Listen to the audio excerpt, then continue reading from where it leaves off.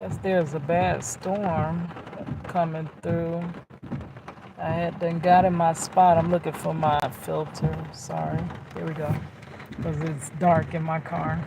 And I don't know, but it's sometimes when I look at my playback, it seems like the filter makes it more pixelated. So I don't know. Hopefully I can work this out soon, get this together. But I'm here to tell y'all the stories. So, I might can't do this story too long, so we just gonna start it. But they do say it's about to severely rain, so okay. So, anyways, back to now. This is technically, I guess, gonna be part 7 of that story where I was telling you, girl, why did it change? That one. Where I was telling you about two of the biggest narcissists in my life, and how I was able to finally, after decades and a half, get them out of my life. And I did the final discard. Okay, so I told you the story parts 1 through 6 about how my aunt blamed me because she home like literally has it my fault. Everything reroutes and becomes my fault, right? And y'all know, as I told y'all, the details of the story. If you haven't watched it, go check them out. They was pretty good. Um, as I tell you the details, I was literally trying to help. But in these narcissistic relationships, your help, anything you do, if you do good to them, your good is basically translated to bad. And if you do bad to them, then the bad is translated to bad. So literally, no matter what you do in the relationship, you are wrong. You can't help enough. You can't do enough. You can't be good enough, which starts in turn messing with your psyche because you start believing them that you're just not compassionate enough. You're very harsh with words when you try to find the gentlest touch words to tell people how you feeling. And girl, it's so crazy. It's really a long day of opposite day. That whole relationship. Now I know now that a lot of people don't even know what opposite day is, but it was a game we played as children where we'll be like, "Oh, you are so beautiful today," and then you quickly say, "Opposite day." It's the opposite of reality, right? This whole world is going into a game, has been in a game of opposite day for decades, right? And I finally realized that it's reverse. Whatever's good is bad, and what's bad is good, right? Girl. And I remember taking note of that when I was a child, going to my mother and saying, it seems like everything is backwards. Like the people that work the hardest get paid the least. The people that do the least work get paid the most. They're at the top of the companies. And she was like, yes, Keita, it is. So, but I was observing this as a child. So all of that rambling to say, when you're in a narcissistic relationship, it will be inverted. If you're good, you're going to be told that you're bad.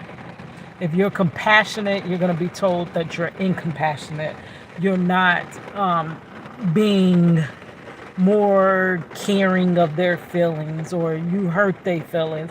Even when you try your best, you don't even know how to say a word without hurting their feelings. But you are very mean and you're this and you're that. Anything negative, you're all of the above, right? D, all of the above. But you're not even trying to be that person, and you're over trying to not be that person for them to still say you're that person. So basically, it starts a journey of hating yourself and over trying to fix yourself when it is not you broken. That's like taking your car to the mechanic and they doing everything but what is really wrong with your car, your vehicle. So you constantly working on and fixing yourself. Yes, it does make you, to an extent, it makes you a better person. But if you don't realize and see that you are actually a better person, it will start to make you hate yourself because you're like, oh, all this work I'm doing and I'm still not good enough, like that. So you got to be careful. You got to learn. I'm sorry, some in my mouth, some hair in my mouth. You got to learn how to give yourself your own flowers. Recognize when you are right. That's what distorts in these relationships. That's why it's not good to be in these relationships, because it's like you start seeing yourself through one of those playhouse mirrors. It's not your real reflection. It is a warped reflection of who you really are. And you lose you, and they definitely want you to lose you. So they're not trying to help you find yourself, right? Okay, so I told you how I was trying to help her, but she changed it that I was trying to make her homeless, which, girl, goodbye. You're the one that would want to see somebody homeless, not me. So I wanted to tell you first how the family, okay, no, maybe I should tell you how me and the other narcissist in my life stopped talking. Now, the second biggest narcissist in my life is her son, my cousin. Okay, which I love dearly, but he took on that spirit. This is a spiritual thing. He took that spirit. I hate that. And I literally can tell you when it happened. When it happened, he was a little teenage boy. And I seen the shift and how he changed from being one person to a whole nother being. But because I had love for the human that he was, it made it so hard to break free of who he was becoming. Okay, so I was on my way to church. My daughter, I had this girl that God has always sent me people in my life. I've been through a lot. To me, most times people gonna tell me, oh, that ain't nothing. People been through worse. People been through, girl, it was bad for me. I've been through a lot for myself. And I do feel like I've been through more than the average bear, but people gonna tell you, no, it's not. It ain't that bad. It's always worse. It's just because there's worse out there does not mean that what you're going through is not also bad and hard to a heavy load to carry, right? It's heavy for you. So people don't see that. They feel like if you're not going through the uttermost detriment and being tortured every second of every day, then you're not doing so bad, which you really don't know what people are going through. That's why I hate when people that go through things, they try to reach out to others. They try their best to. Oh, shoot, I didn't push do not disturb.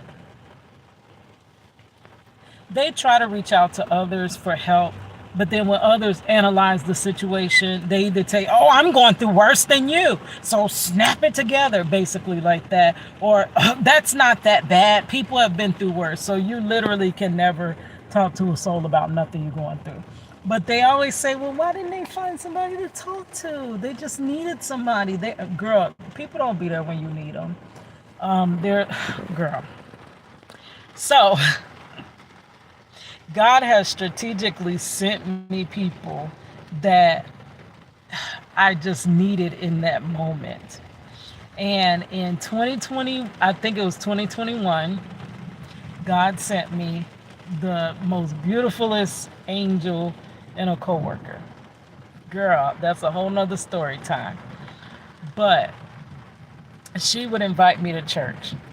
Now, for me, I'm going to, I tell you the truth all the time. I'm not here to, because it doesn't fit society's standard of what is right and moral and this and that, I am going to play along with that. Or like, you know how when people say, how are you doing? And you know you're not doing good, but because you're expected to say, because you're not, being tortured, like I said, every moment of every second, they want you to translate that as you're doing good. So you put on a fake smile, you put a fake smile on your face, and you say, you're fine, I'm fine, which you're really not fine, but you don't want to, it sounds like you're whining when you say you're not fine. So you say, oh, I'm fine.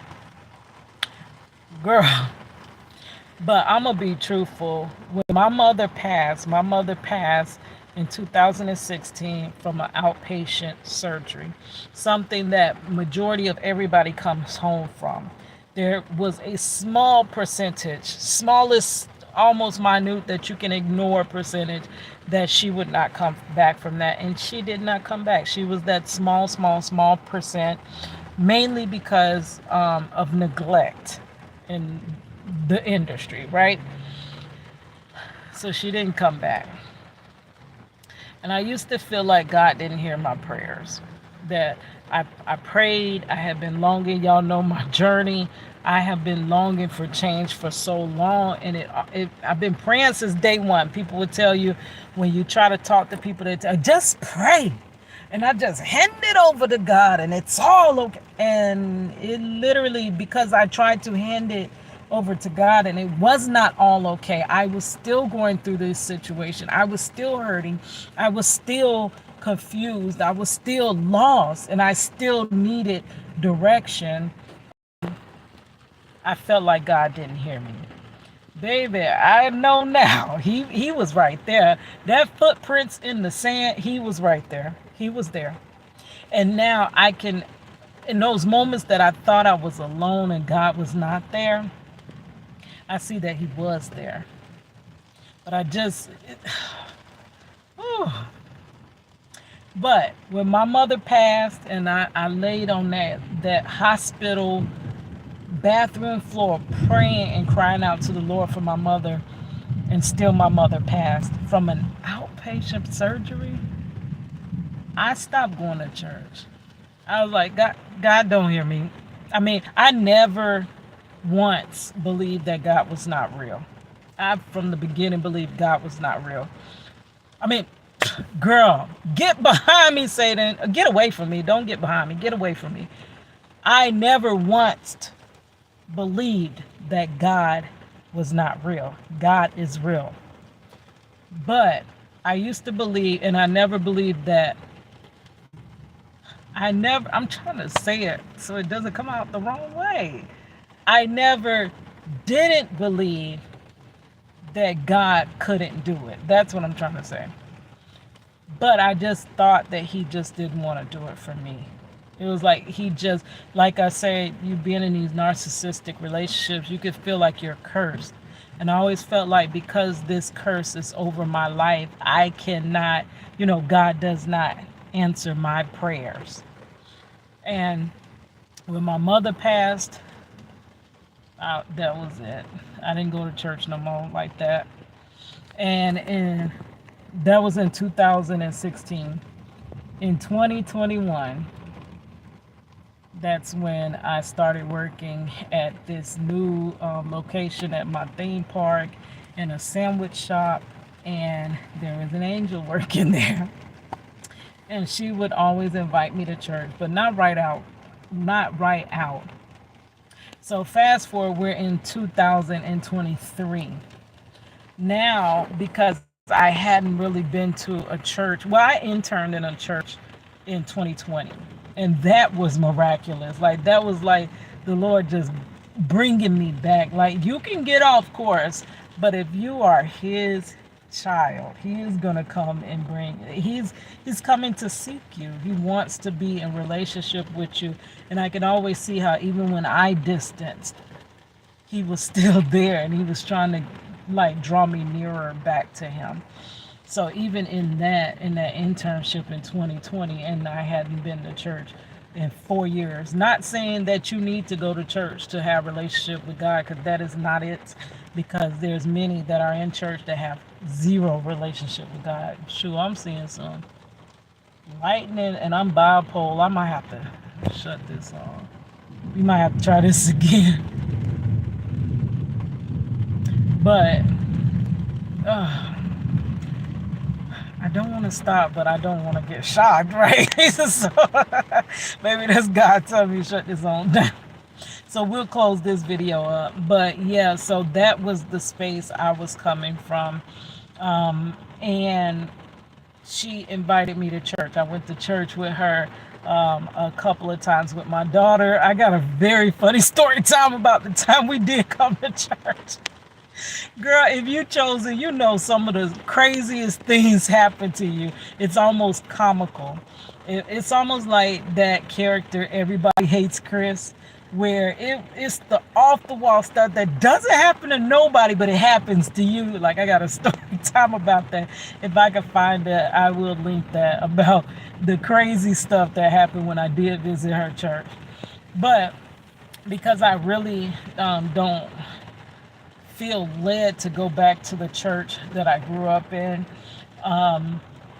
When I want to go to church, or feel the nudging to go to church, I go to her church, right? So we were headed to church. My daughter had already said she wanted to go. She worked for a resort, and she barely gets the day off to go to church, right? So she had the day off, and she was like, "Mom, you want to go to church this weekend?" And I'm like, "Oh, okay, girl." So we on our way to church, and it was already the situation with my aunt saying, "You're not finding me nothing. I'm gonna be homeless. It's your fault. Your fault. Your fault." And I'm like, "Girl, goodbye. Like, you doing too much." And this was at the point where I would kind of start not even answering her calls and trying to kind of ignore her, or I guess you call it gray rocking or whatever. But we weren't like physically in the same area, so I don't know what you call it when it's over the phone. Like, when you're in person, I guess it's gray rocking. But when you're just kind of trying to not communicate with them, like you're kind of letting their voicemail, their calls go to voicemail, you're just kind of not answering texts. Is that gray rocking? I don't know. But that's what I was trying to do with her. And my cousin is basically coming in trying to be the mediator, saying, "Y'all need to be adults and sit down and talk." And now, have you ever in your life tried to sit down and talk to a narcissist? You yourself would get up from that conversation feeling like you are childish, because you have to reduce yourself down so much to even get on the level of understanding of a narcissist, almost.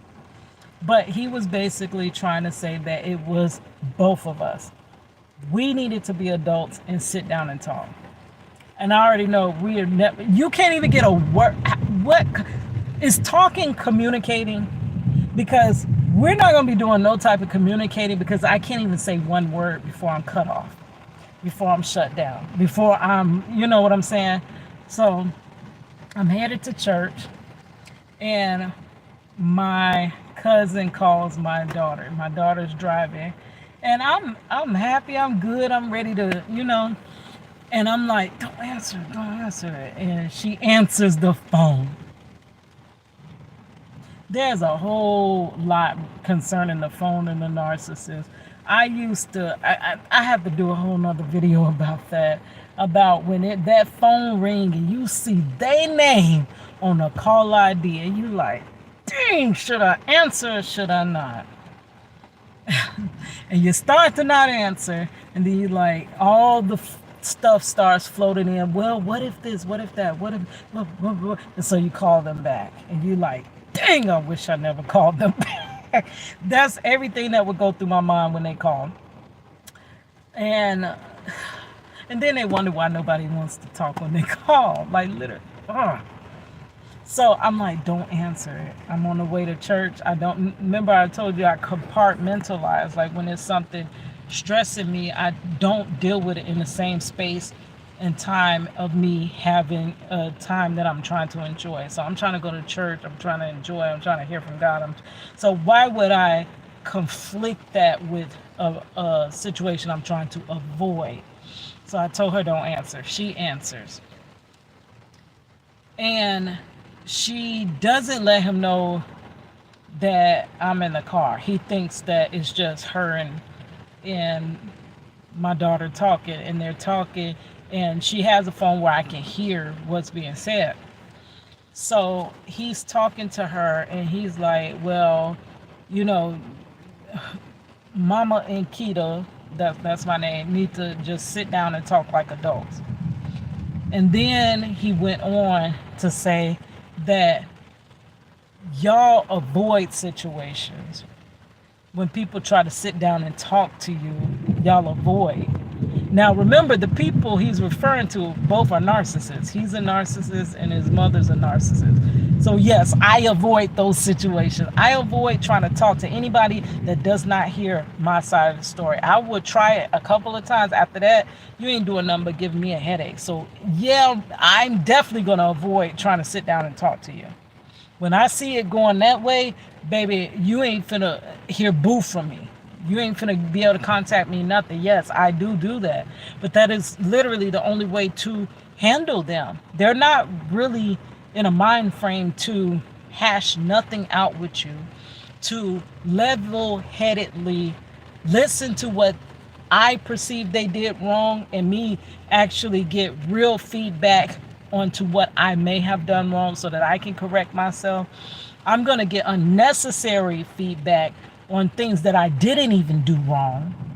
And for me, I'm going to go back and try to correct myself on all of those things. It's kind of pointless with them. Unless you're dealing with a healthy adult that does not have narcissistic personality disorder or very high narcissistic tendencies, your conversations with them is basically pointless. You're not getting through. It's like throwing a rubber ball at the wall. It's bouncing right back on you. It's not penetrating them in no type of way. So he's like, yeah, your mama do that all the time. She do that with me. And I'm sitting in the passenger seat like, yeah, that's because you're a narcissist. I can't talk to you, right? So then he goes on to say, and you do that too. You act just like your mother. And that's when he said that, that's when I made known I was in the passenger seat. And I was like, wait, hold on. I can't talk to your mother because your mother is not somebody that can be spoken to. She's not going to listen. She's not going to hear anything you're saying. All she's going to do is overtalk you and quickly get loud. When they get loud and talk faster and faster, it escalates it quickly from conversation to argument. It goes from conversation to straight up to argument already. And as you're studying, just trying to get one little piece of what you're trying to say in, it gets more escalated to where it's like you're arguing and you don't even want to argue. So he said, but you do that with me too. And I said, yes, because nobody can talk to you either. I can't have a conversation with you. You do the same thing. Oh gosh. Okay, I gotta let you guys go. It was time for me to tie this up, but this is where we're leaving out on my way. And he just literally just